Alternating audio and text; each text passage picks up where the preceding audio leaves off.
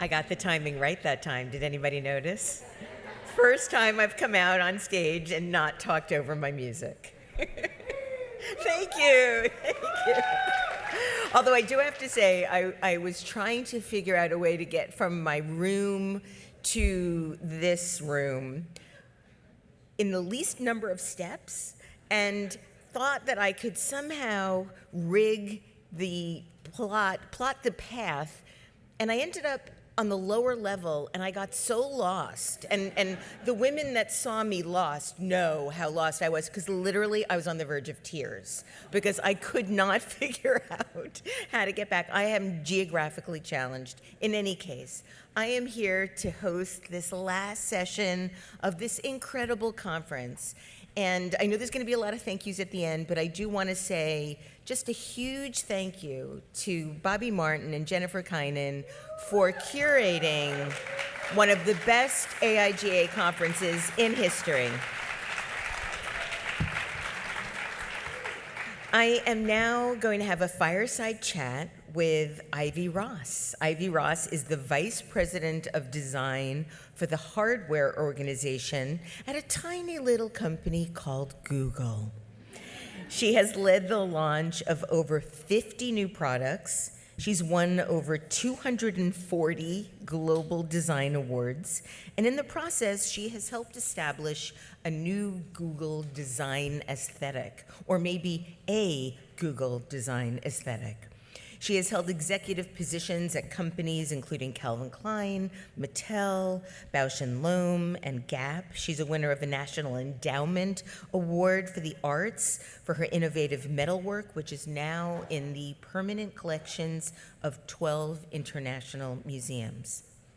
Most recently, Ivy co-authored the New York Times best-selling book, Your Brain on Art, How the Arts Transform Us. And she told me backstage that she was told by her publisher that books with the word art in them never make the New York Times bestseller list. So yay us, that finally happened. Please join me in welcoming to the AIGA stage, Ivy Ross.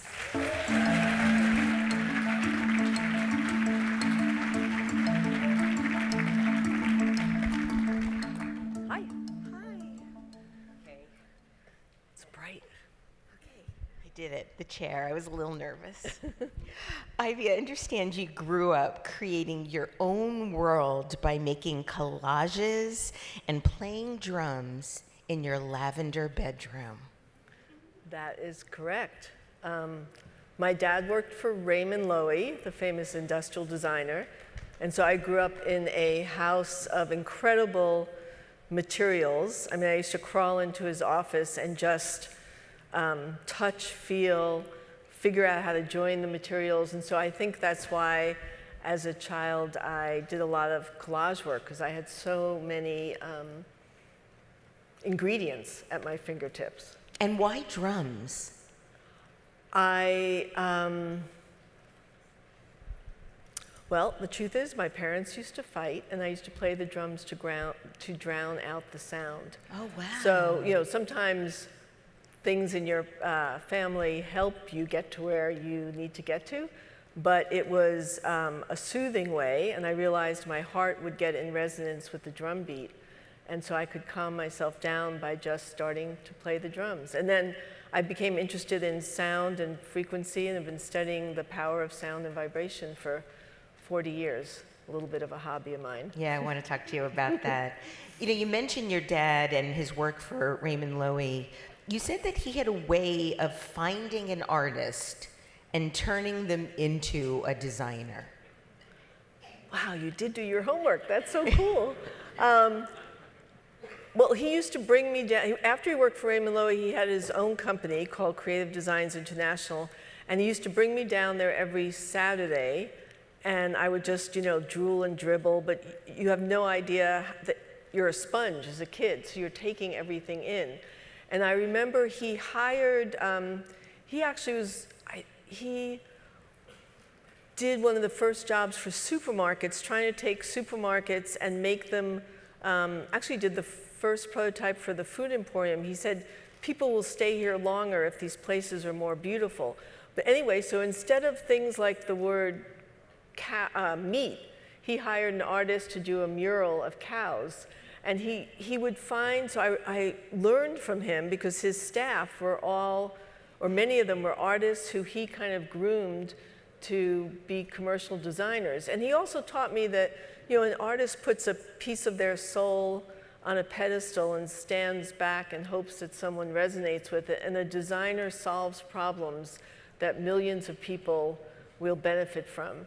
And so I remember he said to me, he made me proud to be a designer, because when I went to art school, there was kind of this rift between, designers, people tell you what to do.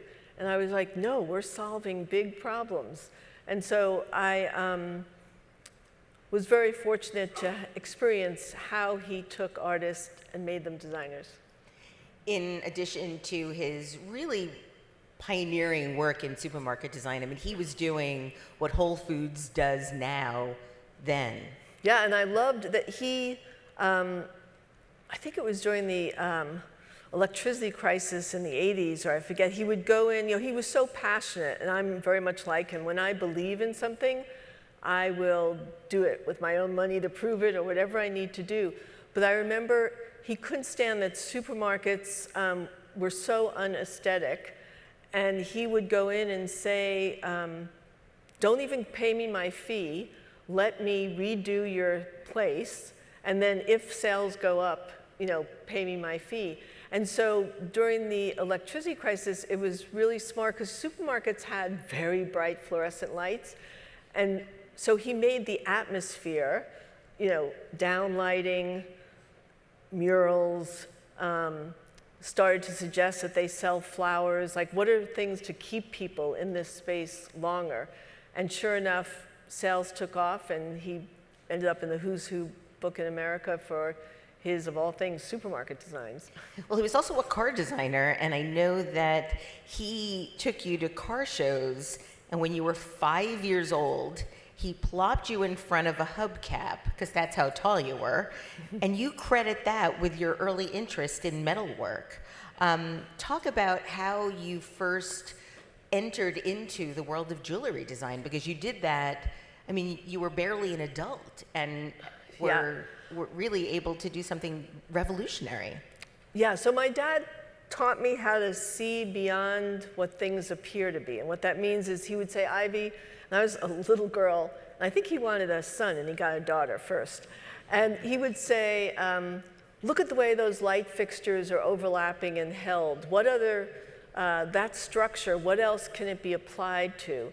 So he really taught me how to see things and extrapolate the information and apply it to something else.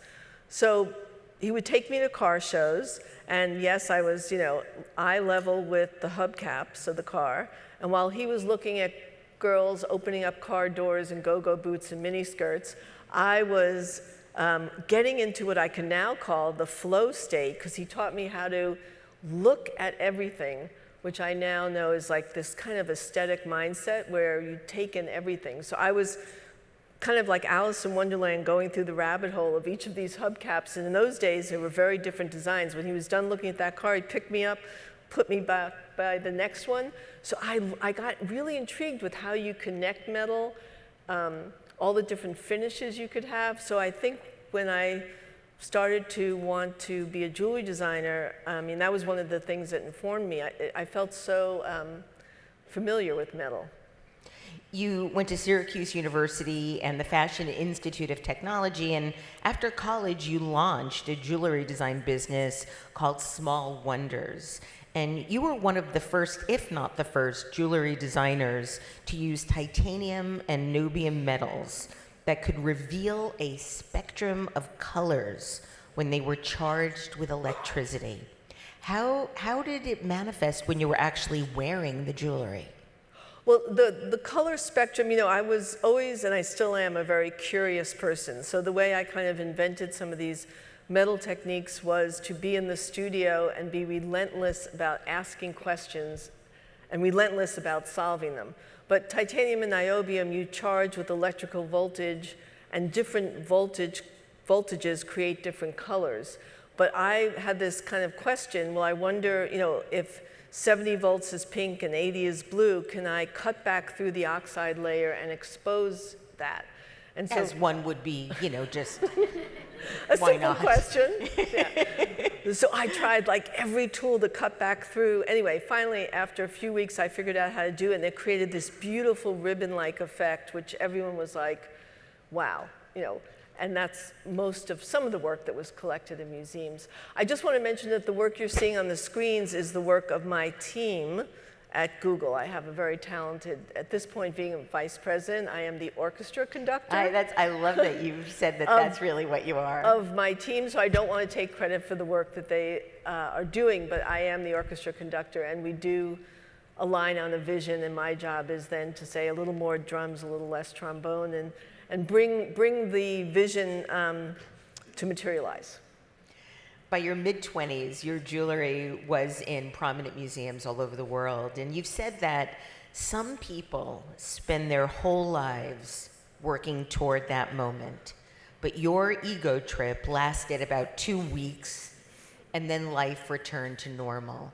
And I think that that's especially true for designers. I've been doing a column on Print Magazine for the last 2.5 years called What Matters. Mm-hmm. You were part of it. Yep. And one of the questions that I ask everyone is, how long do your feelings of accomplishment last? And I think the record is a week. So I'm wondering why that feeling of accomplishment didn't last for you. Well, it lasted for 2 weeks, I think, but it was because I was younger, You were 20. maybe. Yeah, I didn't know any better. No, but it was the greatest gift was actually to learn at a young age that it does only last for a week or two, whereas some people spend their whole lives saying, if only, if only I accomplished this, if only I became that. And so the great gift was understanding that life is about the journey. It's not about that end game. And that was huge for me because it kind of gave me freedom to say, wow, life's a journey and I'm here to live only the life that I am supposed to live. And what does that mean? And really started paying attention to what got my attention and felt free to explore and bring my creativity to whatever category I was applying myself to. Well, speaking of categories, you went from being a jewelry designer to launching what is really considered one of the most remarkable career paths in recent history of design. You worked in design, marketing, and branding. This is an abbreviated list of some of the companies and brands that Ivy has worked with: Avon, Tiffany, Swatch, Liz Claiborne, Bausch & Lomb, Coach, Calvin Klein. You were the chief creative officer at Disney, the CMO of Gap, and for the past decade, you've been the vice president and head of design and orchestra conductor for all hardware products at Google. Are there specific personal attributes or characteristics that you can contribute or attribute to your success? Good question. I think curiosity. I never want to repeat the same thing twice. So in terms of, some people look at that list of you've designed toys, you've worked in watches, clothing, what is it? And I'm so curious that I want to take myself with me and apply it to something new. I also think my love of humanity and people and relationships, I quickly rose to being a leader, which is all about how you work with others and how you inspire others. How did you learn how to do that? I think my dad, in some ways, watching the way he treated his employees, it was a very small company, I think he had 15 people, but the way he interacted with them, treated them, appreciated them, and inspired them, I realized I got some of that from him. I also was always interested, I studied psychology and Jungian psychology, and so I've always been fascinated with us humans and people. And so I'd say curiosity, relationships, and with people. And this idea of manifesting, making magic, I would say, creating something from nothing. I mean, for me, the pure joy and determination, whether it is, for myself or with a group of others. And from having been a studio artist making metalwork by myself, I loved it, but I was lonely because I'm a people person. And so I remember saying, I wonder if I could give this gift to others, like what I've done for myself to make bring out my creativity. Could I do that with groups of others and big groups? And that was kind of the question I asked myself. And I kept to that question and just kept succeeding kind of up the ladder throughout my career. I learned about a term called neuroaesthetics in your New York Times best-selling book with the word art in it, Your Brain on Art, How the Arts Transform Us, which you co-wrote with Susan Magsamen, the founder of the International Arts and Mind Lab at Johns Hopkins University School of Medicine. Can you share what neuroaesthetics is for our audience? Yeah, it's a science of how art and aesthetics affect our brain and body as it relates to health and well-being. And Susan had reached out to me on LinkedIn. It was a cold call, and said, I've been following your career for 25 years. We now know that art and aesthetics affects our brain and body. And I was like, well, I know that. That's why I do what I've been doing for 30, 40 years, I don't know. And I said, but oh my God, if science has the proof now, that is amazing, because I know that that can really change people's perception.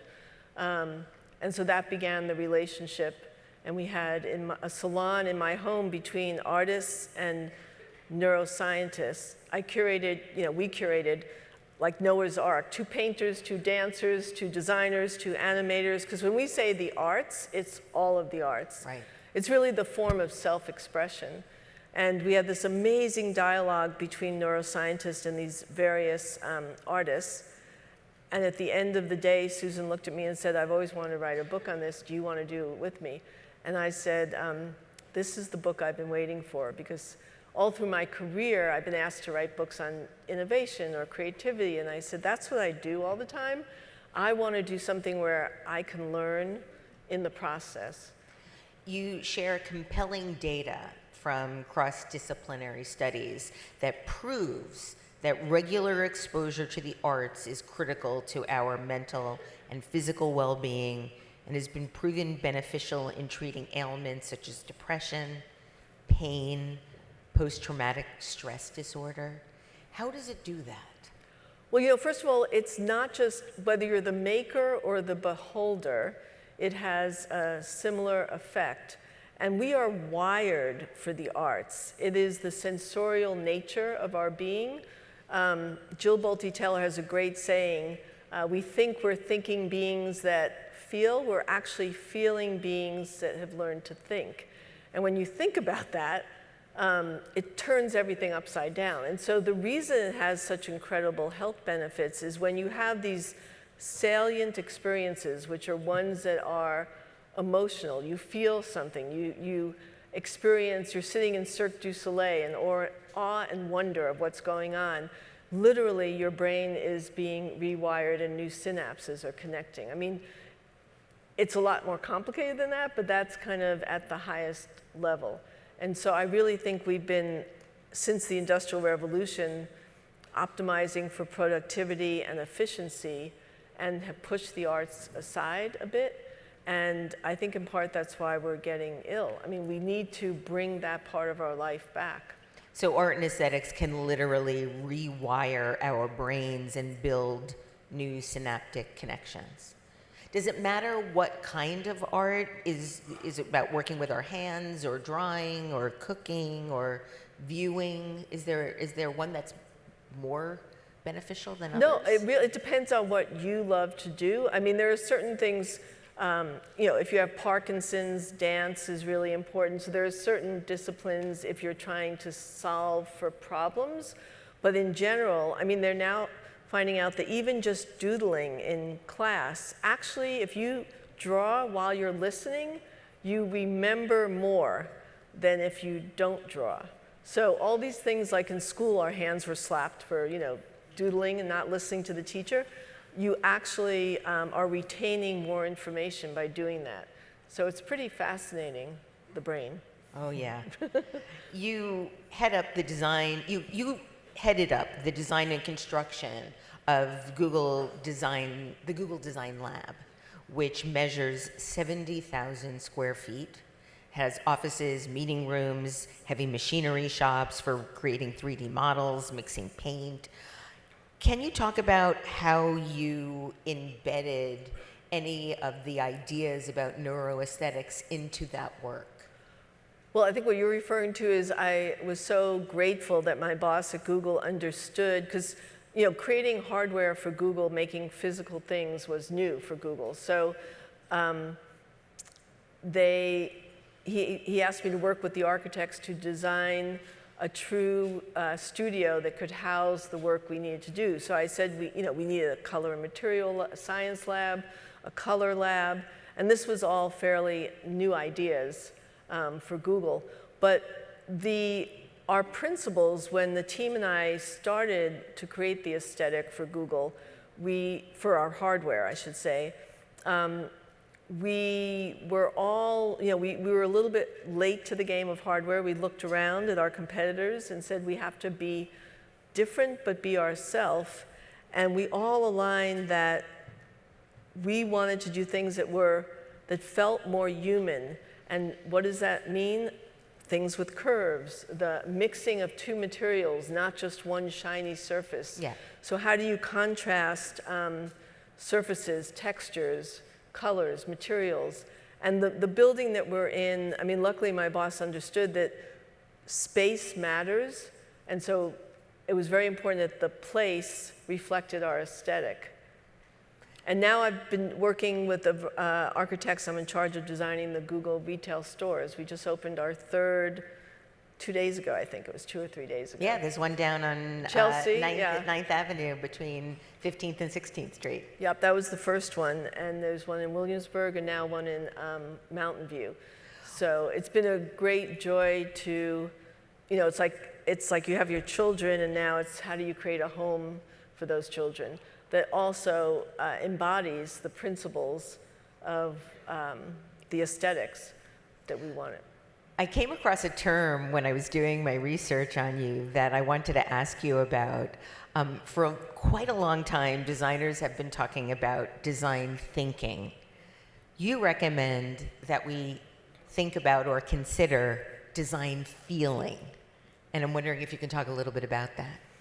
Yeah, I just think it's time that we just don't consider how